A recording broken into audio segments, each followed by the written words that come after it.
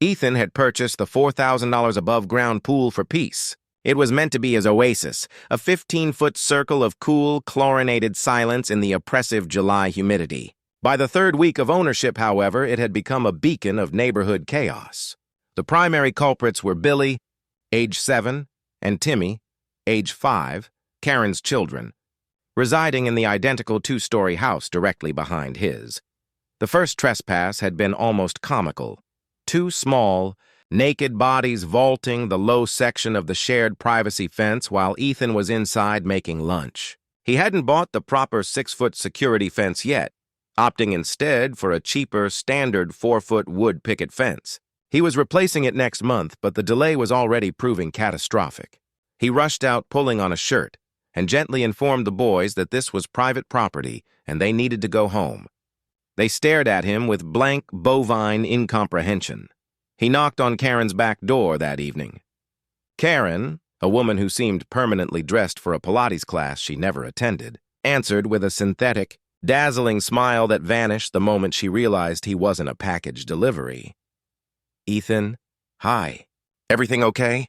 she asked, holding the door frame like a shield. "No, not exactly, Karen. I need you to talk to Billy and Timmy. They were in my pool this afternoon, unsupervised." The smile returned, sickly sweet this time. "Oh, those little adventurers. They're just dying to swim. You know, you're home all day. Why don't you just let them?" Her voice was airy, as if discussing the weather. "It's summer, Ethan. Don't be that neighbor." "That neighbor is the one whose insurance policy dictates that I will lose my home if your children drown on my property." "That's the big deal," Ethan retorted, his voice tight. "My pool is currently off limits to everyone but me. I'll be putting up a taller fence next month, but until then, they need to stay out." Karen waved a dismissive hand. "Fine, I'll try to keep them close." The word try hung in the air, heavy with unspoken refusal. The attempts that followed were not attempts at all, but escalating acts of defiance. The boys grew bolder. Ethan installed a simple gate lock, but found it repeatedly broken with a stick. He caught them using the submerged ladder to hoist themselves onto the solar cover, nearly ripping the expensive vinyl. One afternoon, he found a discarded half-eaten hot dog floating near the skimmer, a greasy, repulsive violation of the water's sanctity. The constant surveillance was exhausting. Ethan, a remote software developer, found his productivity plummeting. Every splash, every giggle sent him running to the window, his heart hammering against his ribs, terrified of the liability.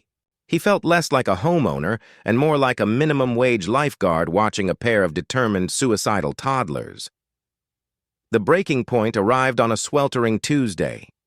Ethan had an emergency client meeting that required absolute focus, so he drove 5 minutes to a local coffee shop, leaving his phone and his anxieties at home. He told himself, foolishly, that a 45-minute window was safe. It wasn't. When he returned to his driveway, the air was thick with the shrieks of children. But they were not screams of joy. They were screams of panic.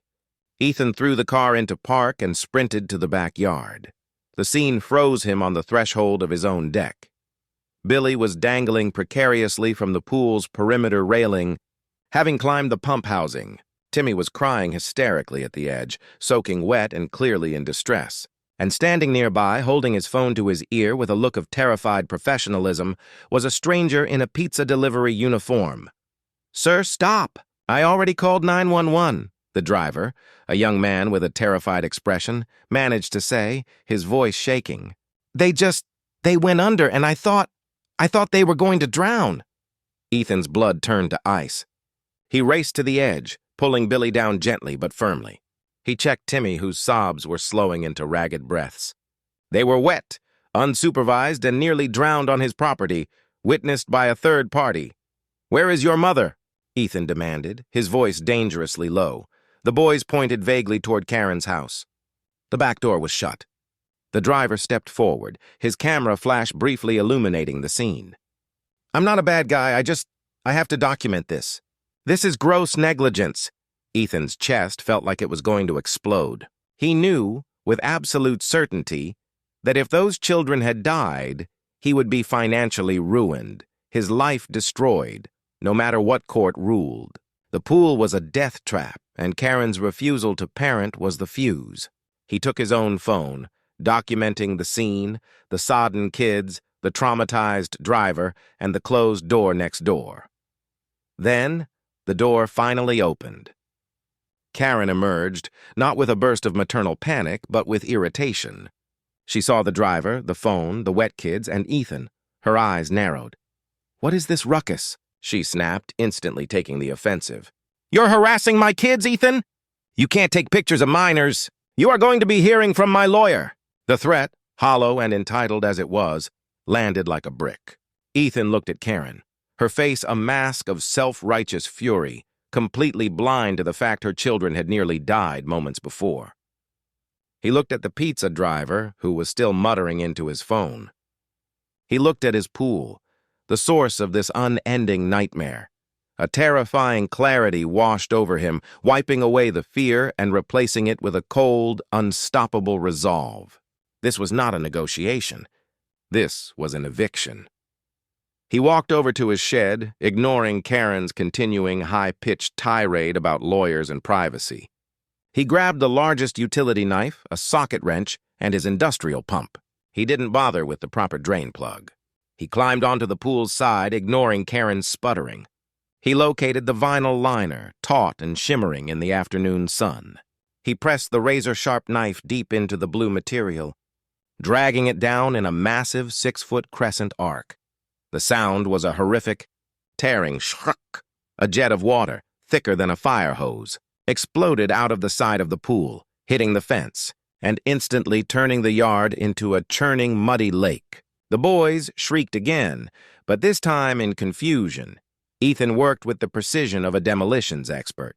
He detached the filtration system, yanking the bulky pump off its stand and tossing it onto the deck. He took the socket wrench and started dismantling the support struts. One by methodical one. He was drenched, covered in mud and chlorine.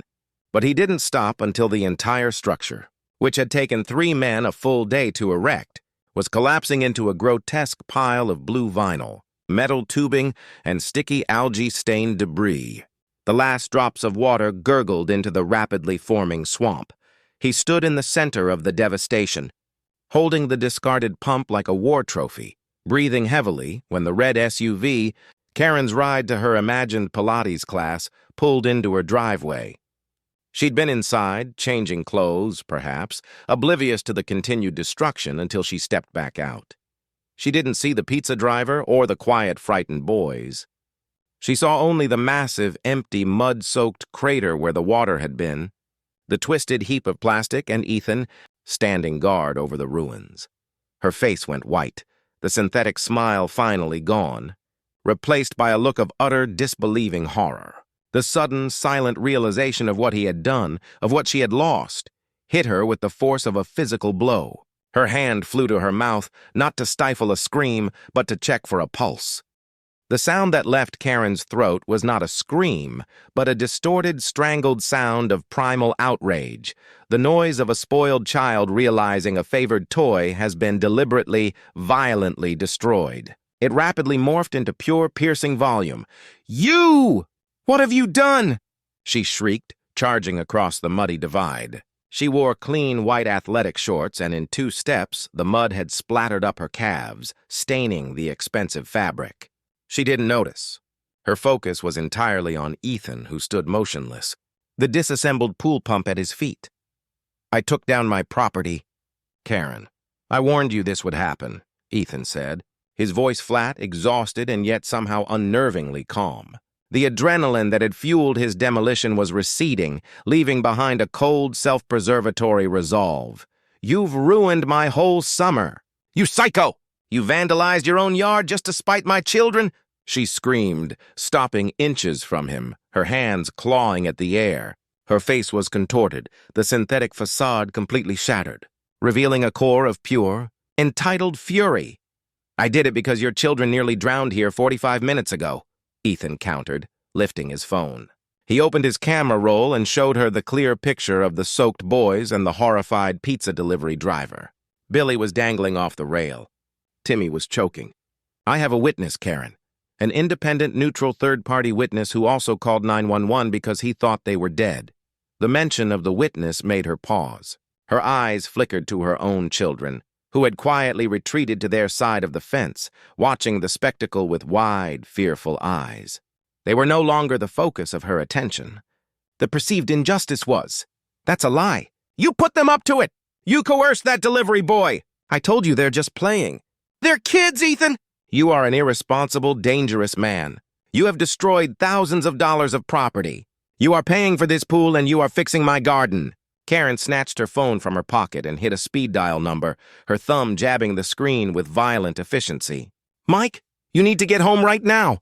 The psycho neighbor just cut up his pool and flooded the property. "He's threatening the kids. I need you to call the police and our lawyer." "Yes, now." "He's having a breakdown, Mike, a total meltdown." She punctuated her words with hostile glares at Ethan, painting him as the unhinged aggressor. Ethan took a deep breath, the smell of churned earth and diluted chlorine filling his lungs. He knew Mike, Karen's husband, was the pragmatic one, a low-level accountant who understood liability. "Karen," Ethan interjected, speaking over her continuous, exaggerated reporting to Mike. "The water damage is a consequence of your negligence. I gave you 6 formal warnings, and you refused to secure your children. The only reason the pool was destroyed was to eliminate the liability you forced onto me. I have video of the last incident, transcripts of my warnings, and the statement of the delivery driver who witnessed the nearly fatal event." This wasn't just a neighbor dispute anymore. This was a legal chess match, and Ethan realized he had made the first irreversible move. The fight quickly spilled from the backyard and onto the curb. Karen, still screaming, marched to the front of Ethan's house, where a few neighbors were now staring from their porches, drawn by the commotion. "Everyone look!" she cried, gesturing wildly toward Ethan's yard. "Look at what this monster did.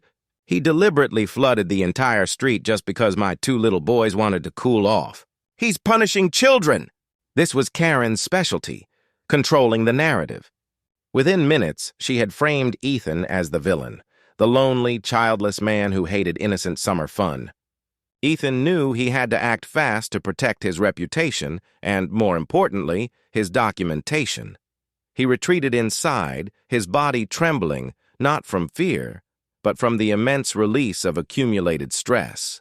He opened his laptop, created a new folder labeled Karen's Pool Liability, and immediately began uploading all his evidence. The time-stamped text messages to Karen over the last 3 weeks, the photo of the hot dog in the water, the video of the boys near drowning, and his own recording of the pizza driver's emergency call. He found the pizza company online and jotted down the phone number for the corporate office. 15 minutes later, the silence in the backyard was replaced by a new sound, the steady, low grumble of a powerful engine. Mike, Karen's husband, pulled up, not in the red SUV, but in his conservative dark sedan. He looked tired, defeated, and deeply embarrassed. Mike didn't go to his own house. He walked straight up Ethan's driveway, bypassing Karen, who was now furiously posting about neighborly harassment on the local community Facebook group. "Ethan..." "Wait," Mike said, holding up a placating hand. He didn't look at the devastation in the back. He looked only at Ethan's eyes. "I know she called the cops. They're coming." "Let me talk to you for 2 minutes, man to man. Before this gets worse." Ethan led him onto his front porch, a neutral territory just outside Karen's immediate view. "Look, I'm not saying she's right, but you cutting up the pool, that's extreme. It's expensive. And now the water is going to pool at our shared fence line and rot the wood." Mike's tone was resigned. "Why didn't you just put a cover on it and lock the ladder?" "I did, Mike. They broke the locks and climbed the pump. Twice a day, Mike. Twice a day for 3 weeks. Today they nearly died, witnessed by a delivery driver while Karen was inside. If they drown, your kids die, and I lose everything I own because of the liability. I eliminated the threat." Ethan paused, letting the truth sink in. Karen doesn't believe in boundaries. I had to create a consequence she couldn't ignore. Mike stared at the immaculate potted fern next to Ethan's door. Okay, I get it. Karen, she sees things differently. She sees this as you attacking her status, her control. She won't let this go, Ethan. You need to know that. She's calling the HOA. She's calling the city. She's going to make your life a living hell for the next 6 months. Ethan nodded grimly. I expect it. Tell her that if she wants to involve the authorities, I will be forwarding them the pizza driver's statement, the pictures of the near drowning, and the fact I had to take down $4,000 of my own property to stop her negligence from killing her children. The conversation ended abruptly as the distinctive high-pitched wail of a siren approached. A black and white cruiser rounded the corner, lights flashing, and pulled up directly in front of Ethan's house. Karen immediately rushed toward the vehicle, tears now appearing on command, ready to spin her tale of victimhood. Mike watched her, a look of profound misery etched on his face, before turning back to Ethan. You better have everything documented, my friend, because she just declared war on you and she plays dirty. Ethan walked inside, his pulse quickening. He grabbed his laptop and a flash drive containing the organized folder of evidence. He heard Karen's hysterical voice pouring out her version of events to the arriving officer. He checked the time, made sure the recording app on his phone was running, and opened the door. He looked across the lawn. The water was receding, but the yard was a ruin. The wreckage of the pool lay like a colossal blue corpse. And in the middle of it all, 2 police officers were now listening intently to Karen's tearful performance. Ethan knew the tide was about to turn, and he was ready for the confrontation. Ethan stepped onto his driveway, the flash drive warm in his pocket. The scene was pure suburban drama. 2 uniformed officers, a stoic Mike standing several feet back near the curb, and Karen, positioned strategically near the front cruiser, delivering a tearful, impassioned monologue about safety, property rights, and unprovoked psychological harassment.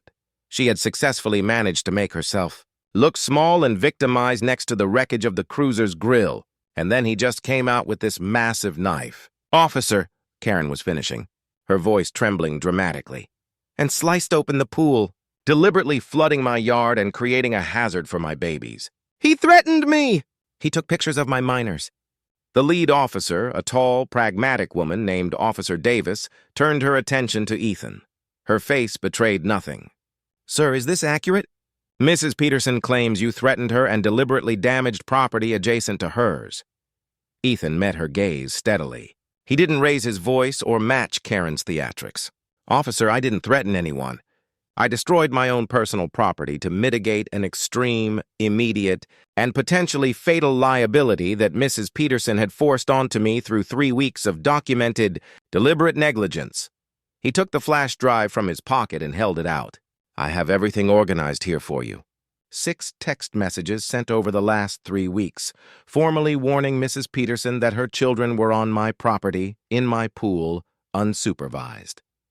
I have time-stamped photos of the boys breaking the locks and using the pool. I have the name and phone number of the pizza delivery driver who called 911 less than an hour ago because he witnessed her 5-year-old choking after nearly drowning in that pool while Mrs. Peterson was inside." The sheer weight of the evidence, presented calmly and professionally, stopped Karen's performance cold. Her mouth, open for another retort, snapped shut. Mike winced, running a hand over his face.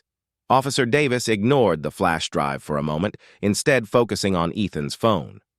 "Did you take pictures of the children after the incident?" "Yes, officer." "Of the wet children standing next to the pool, and of the trauma the pool incident caused the witness.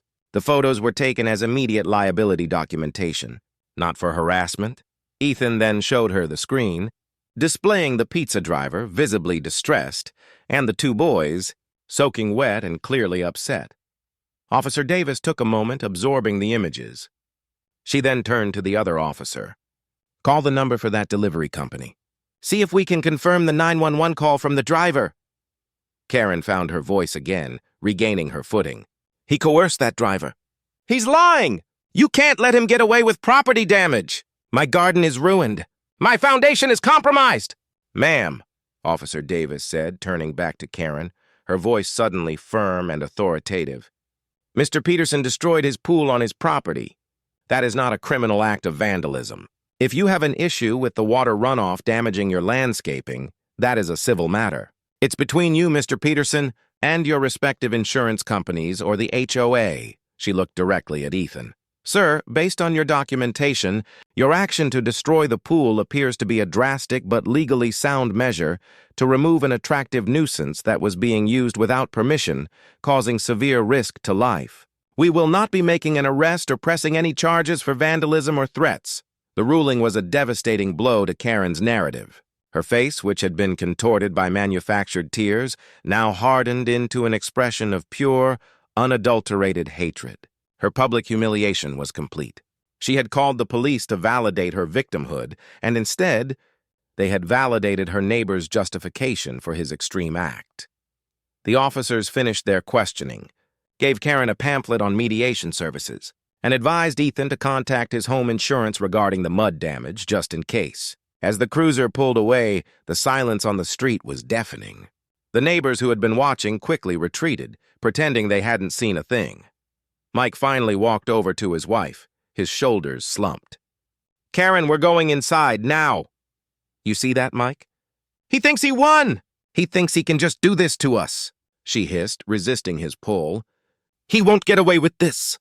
"He didn't win, Karen. He survived," Mike retorted quietly, the resignation in his voice clear. He dragged her toward their back door, leaving Ethan alone in the twilight with the colossal, deflated blue carcass of the pool. Ethan spent the next 2 hours hauling the sharp, mangled metal frame and the ruined liner to the curb, creating a massive, sad pile of trash. He felt a profound sense of exhausted relief. The threat was gone. The nightmare was over. He was safe. He finally went inside, took a long shower, and sat down at his desk to draft an email to his insurance agent, detailing the civil issue of the runoff. It was just past 11 o'clock. The neighborhood was silent, dark, save for the security light above his back deck. Ethan was typing when he heard a faint, persistent scratching sound coming from the back corner of his yard. It was quiet, calculated, and rhythmic. It didn't sound like an animal. He froze, straining to listen. The sound stopped. Just the wind, he told himself. He returned to his email. Then he heard it again, a metallic click, followed by a heavy thud. This was followed by the sound of a plastic lid being slowly replaced. Ethan crept to his back window, peering through the slats of the blinds toward the shared fence line, near where his utility and electrical boxes were located. He saw only darkness, but as his eyes adjusted, he noticed something unnatural. A small, shadowy figure retreating quickly from the fence line back toward Karen's house. The figure wasn't one of the small boys. It was too tall, too quick, and moved with cold, deliberate intention. It was Karen. Ethan dashed out the back door and ran to the utility corner. He shone his phone flashlight onto his main electrical service box, the heavy gray panel that fed power to his entire home. The cover of the secondary junction box, which fed the power outlets for the demolished pump, was slightly ajar. He pulled the cover off, his heart sinking. The wires were intact, but something was wrong. He lifted his flashlight higher, shining it on the main power meter, the device that tracked his home's electricity usage. Someone had jammed a piece of dense, crumpled aluminum foil deep inside the meter housing, between the plastic shell and the glass face. And running from the back of the meter, up the electrical conduit, was a thin, almost invisible copper wire, the kind used for wiring speaker systems, that led directly over the fence and into Karen's darkened property.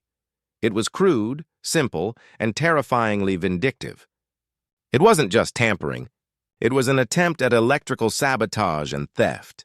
The shock wasn't that she retaliated, but how far she was willing to go into the realm of illegal targeted action. Ethan stood in the darkness, the thin speaker-grade copper wire and the crumpled piece of aluminum foil clutched in his hand. The initial surge of adrenaline was replaced by a cold, calculating fury. Karen had moved beyond neighborhood disputes. She had committed a felony. This wasn't revenge for the pool. This was an attack on his home, a dangerous, illegal act that threatened fire and electrocution. He moved quickly and methodically, his developer's instincts for documentation kicking in.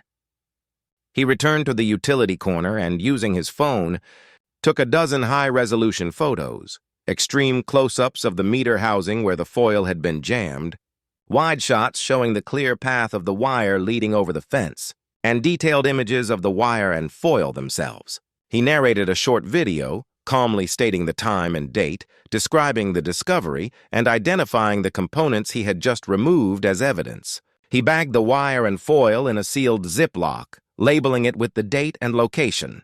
He did not turn on the interior lights. He did not confront Karen. He knew his next move had to be surgical and official. First, he called the emergency line for the local electrical utility. He reported a critical safety hazard and potential theft of service on his meter, emphasizing the presence of foreign material and a hazardous bypass wire. He refused to give a name for the perpetrator, only stating that the discovery was made after a dispute with a neighbor. The utility representative's voice immediately escalated in severity, promising a supervisor's visit before sunrise. Next, Ethan called the non-emergency police line, requesting a report for criminal tampering and trespassing committed late that evening. He referenced the earlier civil call and the fact that the dispute had escalated to property crime. He sat at his desk watching the back window. The Peterson house remained dark and silent, a portrait of deceptive suburban tranquility. Ethan felt physically sick, not from fear, but from the realization that his neighbor was not just neglectful, but genuinely vindictive and dangerous. At 6:45 a.m., the distinctive yellow flashers of a utility truck pulled up. The driver, a burly, mustached man named Mr. Harrison, introduced himself as the area supervisor. Ethan wasted no time. He led Harrison to the meter, handing him the baggie of evidence. Harrison spent only 30 seconds examining the meter and the contents of the bag. His face, initially weary, became grim. "This, sir, is serious," Harrison stated, pulling out his own official camera and taking his documentation photos. "That aluminum foil inside the meter housing is a classic bypass attempt. The wire goes over the neutral or load side to pull power directly from your service line before it hits the meter's tracking disc. It is felony theft of services, and more importantly, it's a catastrophic fire hazard." Harrison explained that he was required by state law to file an immediate report with the Utility Commission and the local sheriff's department's specialized theft unit. He was replacing Ethan's entire meter with a digital tamper-proof unit, and the old meter would be impounded as physical evidence. As Harrison was attaching the new seal, Mike Peterson finally emerged from his back door, coffee mug in hand, heading toward his sedan. He froze when he saw the official utility truck, the open electrical box, and the supervisor with his clipboard. Mike approached slowly, the casual ease of his morning routine shattered. "Ethan, what is this? The utility company? What did you say now?" Ethan stepped aside, gesturing toward Mr. Harrison. "Mike, this is Mr. Harrison from the power company. Karen was trying to steal my electricity last night. She jammed aluminum foil in my meter and ran a wire from my box over to your house. Mr. Harrison is documenting a felony theft of services and a severe fire hazard." Harrison nodded tersely at Mike, holding up his tablet which displayed a clear photo of the evidence. "Sir, your wife was extremely lucky she didn't burn down both houses or electrocute herself. This is not a fine. This is an arrestable offense. We are currently filing the report and turning the evidence over to the Sheriff's Criminal Investigations Unit." Mike's face crumpled. His immediate anger was gone, replaced by a deep, suffocating panic. The color drained from his eyes. He understood the difference between a civil complaint and a criminal utility investigation. "Ethan, please," Mike whispered, stepping closer, desperately trying to appeal to the good neighbor he once knew. "You can't do this. I'll pay for the pool. I'll pay a fine, whatever it takes. This will destroy her. This is criminal. Think about the kids." "I did think about the kids, Mike. When they nearly drowned yesterday, and Karen responded by trying to set my house on fire," Ethan retorted, his voice rising in righteous anger. "Your wife's response to me saving her children from her negligence was to risk the lives of everyone on this block to save $5 in electricity." This stopped being about a pool the second she crossed that line. Mike knew he was beaten. He stared at the new sealed meter, then back at the wreckage of the pool still at the curb. He walked back to his house, not in defeat but in quiet, mounting terror, knowing the confrontation he was about to have with his wife would be apocalyptic. Less than an hour later, just as Mr. Harrison was pulling away, two unmarked black cars, not police cruisers, silently rolled to a stop outside the Peterson house. A tall, serious man in a dark suit emerged from the first car, Detective Reynolds, specializing in white-collar crime and utility theft, followed by a uniformed officer. The neighbors, now fully invested, watched from their windows. The officers moved with cold, official purpose. Detective Reynolds approached the Petersons' front door and delivered a decisive, resonant knock that echoed in the quiet street. Karen answered the door, still wearing a luxurious silk bathrobe, completely unaware that the utility company had already confirmed the crime. She greeted the detective with her usual practiced disdain, likely assuming he was following up on her complaint against Ethan, but the detective didn't ask about Ethan. He spoke 3 calm, procedural sentences, and then the uniformed officer stepped forward, holding out a document. The neighbors, watching through the blinds, saw Karen's hand shoot up to her mouth again, this time to stifle a gasp of genuine, life-altering terror. Detective Reynolds and the officer didn't enter the house. They walked directly to the utility area, then toward the shared fence line, officially inspecting the conduit and the perimeter. Mike emerged, looking defeated, and was immediately intercepted by the detective, who handed him a specific legal paper.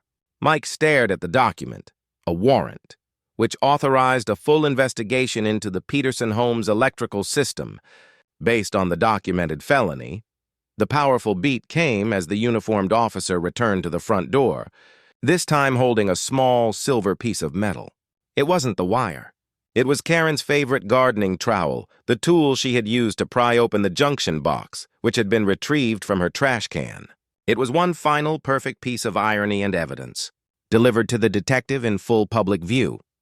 The detective nodded, and the entire investigative team focused their attention on the house, now preparing to dismantle the facade of Karen's perfect life piece by piece.